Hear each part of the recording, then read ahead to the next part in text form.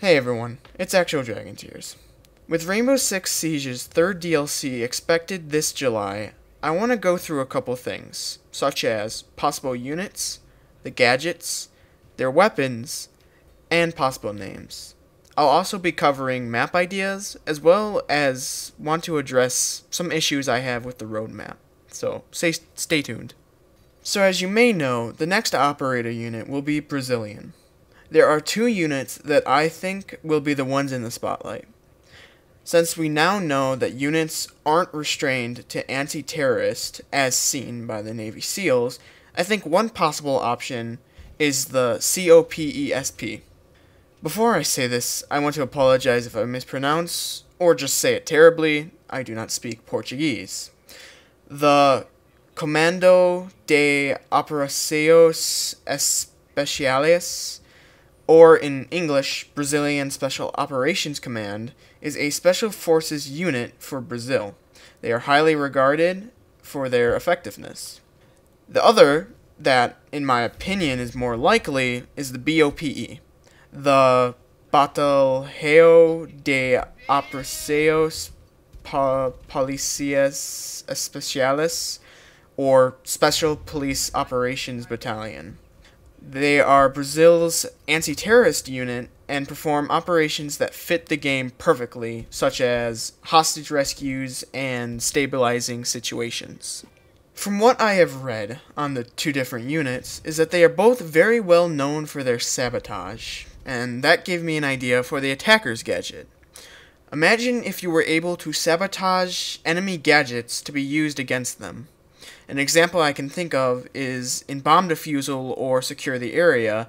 You are in the room or plant the diffuser, and you also hack a Jaeger device. When the enemy tries to throw in a gas canister or a nitro cell, the device destroys it instead of destroying your grenades.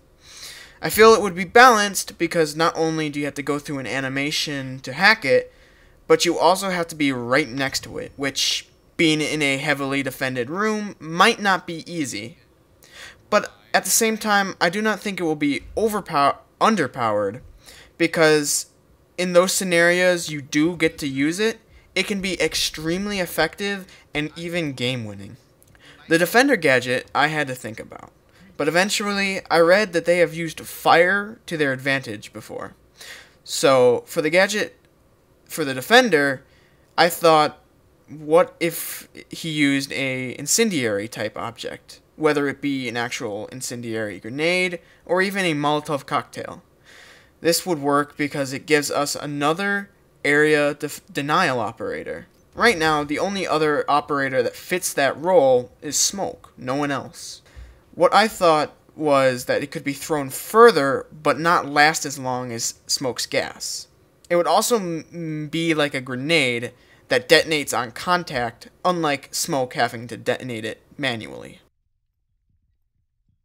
I'm not too sure about the names for the operators, but I did do some Portuguese translations, and what I got was, for the attacker, his name could be Funileiro or Saboteur, which in English means tinker and sabotage. For the Defender, I was thinking Chama, which means flame or blaze. And for the weapons, I was thinking for the attacker, he could be using the Imbel IA-2 rifle and PSG-1. The reason for the Imbel is because it is a specially made Brazilian rifle that is being used to replace many older rifles before it. And I know the PSG-1 is technically a sniper rifle, but I think that they could probably make it work as a DMR style rifle, which fits with the attackers from the last two DLCs, using the FAL and that one Scar H DMR variant that Blackbeard has. For the Defender, I can only find an original shotgun to use, and that would be the SPAS 15.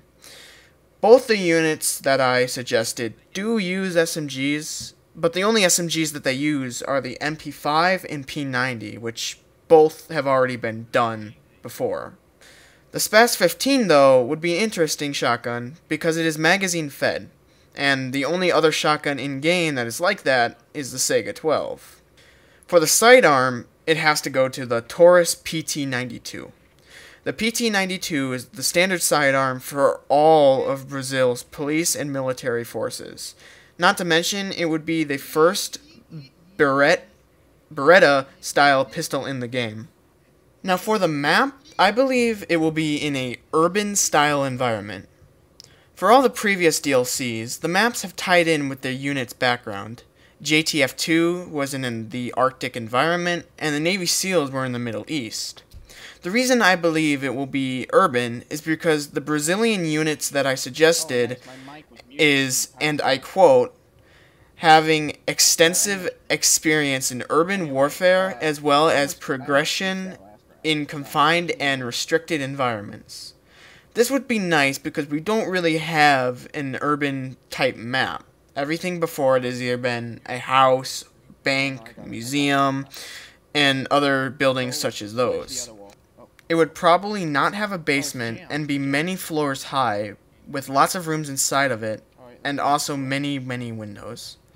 This gives a lot of potential for repelling, as well as giving many different entry points for the attackers.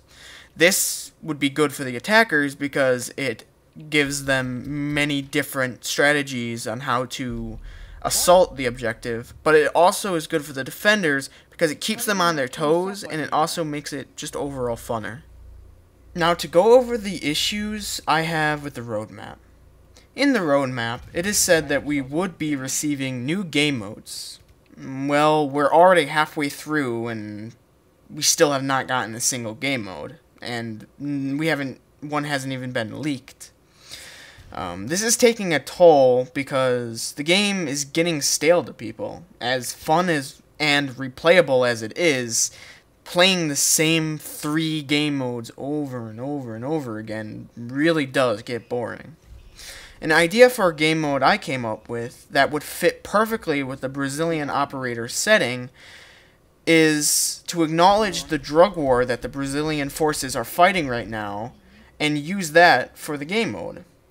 The game mode would revolve around destroying a drug cache. It would be split into 2 different locations, like Defusal, but instead of just planting something, you actually have to do damage to the drugs and destroy them. The attackers would win by destroying both caches, and the defenders would have to choose to either stretch their defenses or sacrifice one of the caches to fully defend another one, but in turn making it much riskier. This adds a whole new system to the game, and also would really change the way players would have to go about their strategies. Defenders would need to be more careful with their bullets, and attackers would need to multitask, damaging both the cache and defending themselves from the enemy. So those were my ideas for Rainbow Six Siege's 3rd DLC. What do you think about them? Do you have any ideas of your own about the Brazilian weapons and gadgets? Leave a comment down below expressing your opinion. I really love reading them. It's great to see others' opinions and thoughts. If you liked the video, please leave a rating, as well as sharing it so that others can see it. It would really help me and make me grow. Thanks for watching, and I'll see you guys in the next video. No, you can't. You can't do that to him. Oh, the pressure's on. No. Oh, if only he had to. Oh.